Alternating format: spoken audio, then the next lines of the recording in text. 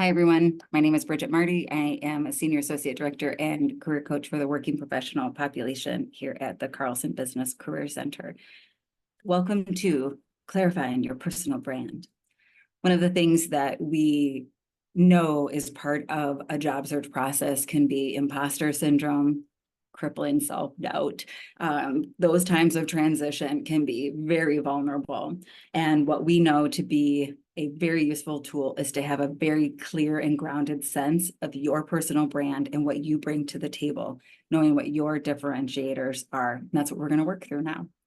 So when you think of one brand that really appeals to you, something, maybe it's a food item, an apparel brand, a hotel or car brand, thinking about that brand and how you might describe it to someone else, how it makes you feel, what the value prop is, what brings you joy with it.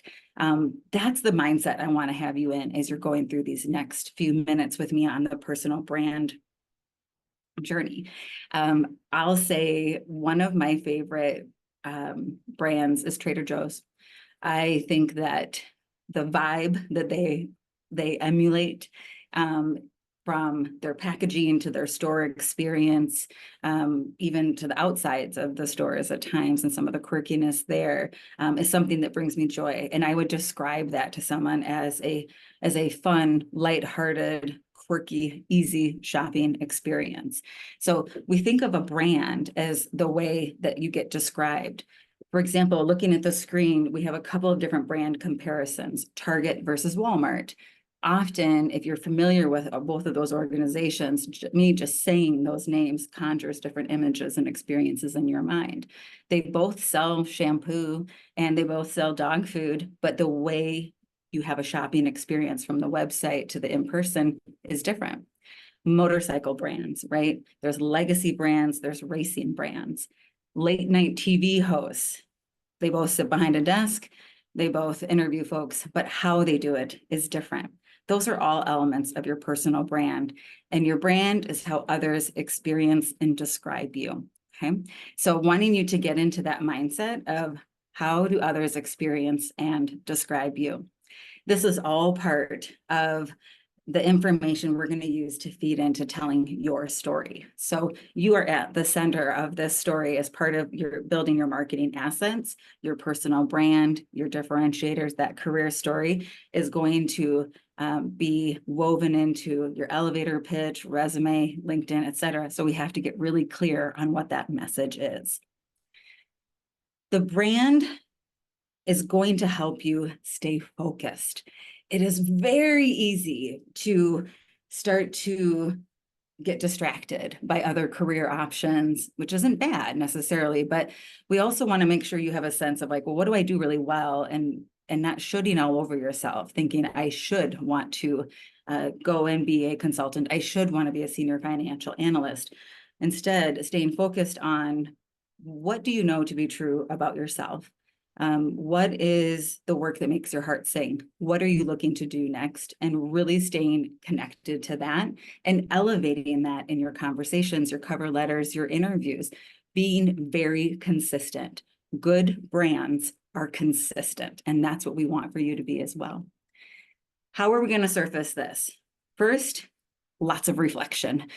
I think this is kind of a crock-pot session where, while this is a short video, you're going to do a lot of reflecting, and you might find that you're kind of marinating on these ideas over the next few days. That's not bad.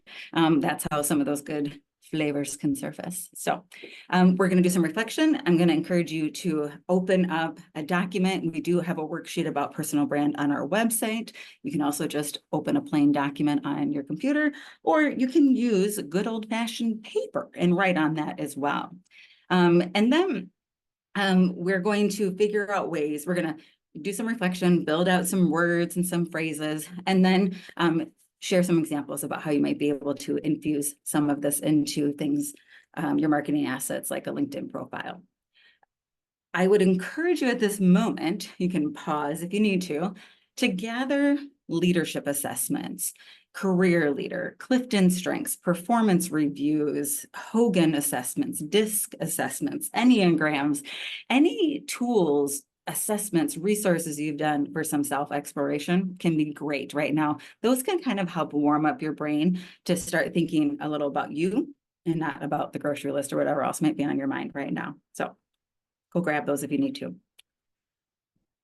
First thing we're going to start with, there's going to be 4 areas that I'm going to ask you to do some reflection on. And I think of this as just like a free thinking. Jot down whatever comes to you, write it down, no judgment. This is just a free thought. We're going to start with some internal reflection. First, what are those core elements of your identity? What really matters to you? For me, being a professional is a big part of my identity. Identifying as a woman is a big part of my identity. How do you describe your personality? So how would you describe yourself at your best, what your personality is like? Are you more gregarious and outgoing? Are you reserved and more introspective? Do you tend to be decisive and forward-facing? Do you tend to be more analytical and internally processing things and kind of taking your time? What are your career values? And we have a link in our resources so you can do a career values assessment. We often say values are really the core of your career direction.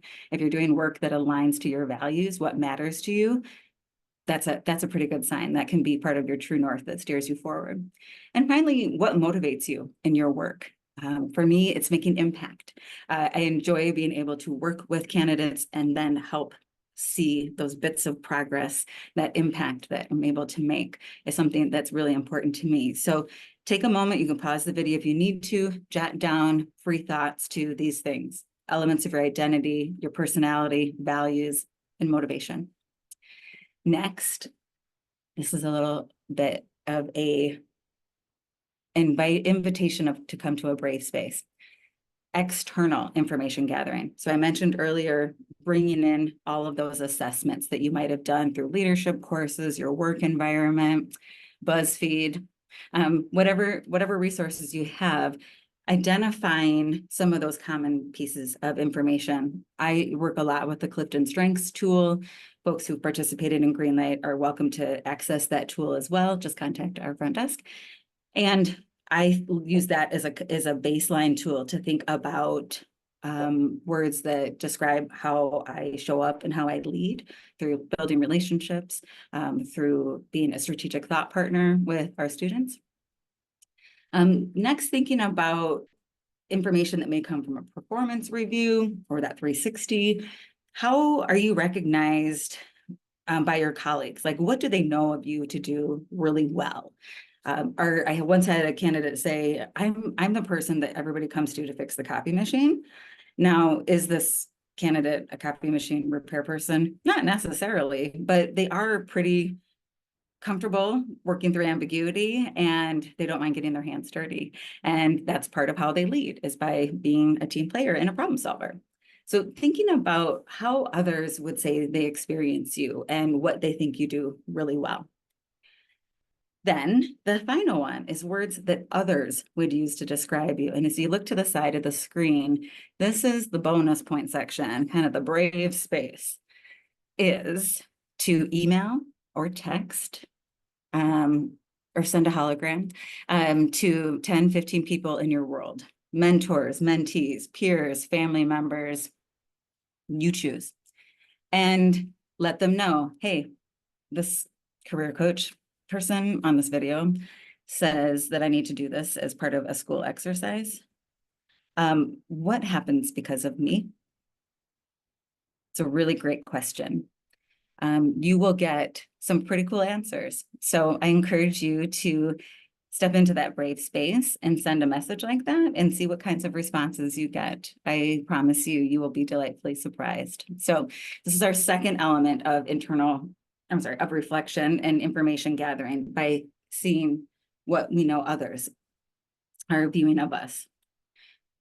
Next, getting a little more tactical of the interests, skills, and environments. So you think about your personal brand, we want to think about one of the things that you demonstrate, how you like to show up, where you're happiest.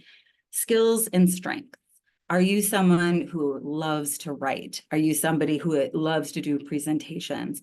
Are you a numbers nerd? Do you dig into the analytics at work? Are you the person that's always bringing together the friend group to make things happen? What are some of those skills and what are some of those strengths, things that just kind of come naturally to you that you really gravitate towards, such as developing others, taking something from good to great? So thinking about skills, strengths. Next, what is that type of work that puts you in your zone? That zone is when you are just working, doing it, and you totally lose track of time. You sit down at 5 o'clock, and the next thing you know, it's 8 o'clock, and you're just so engrossed in that work. And if there is stress, it's more like a good stress, which leads into this last question of when are you at your best? What are those environments that really help you be your full self and your happiest self? I've had candidates say things like, when I can be in a small group of people having a very thoughtful conversation, that's my happy space. Had others, they'll say, give me chaos. Give me the Christmas lights that are tangled in a mess.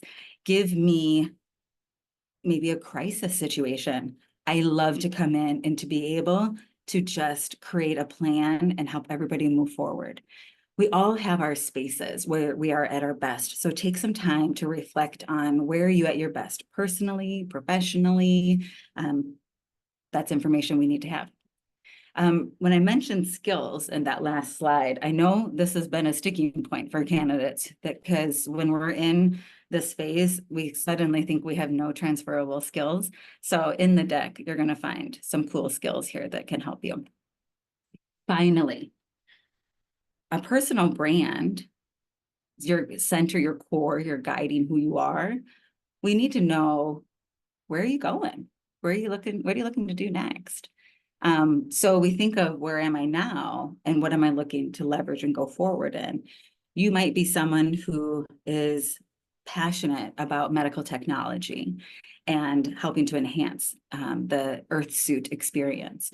And you are eager to take your skills and your knowledge of that space and grow into a new world, where a new professional world in the healthcare space of thinking of providers. And that's the world you're interested in, or worlds. There's lots of areas you can be interested in. So thinking about, what do you do now that you're good at professionally, and what are you thinking about doing for your next career chapter? We hear candidates will say, I'm really interested in being a people leader in my next career chapter. I'm eager to work for a global company and gain a broader perspective on things.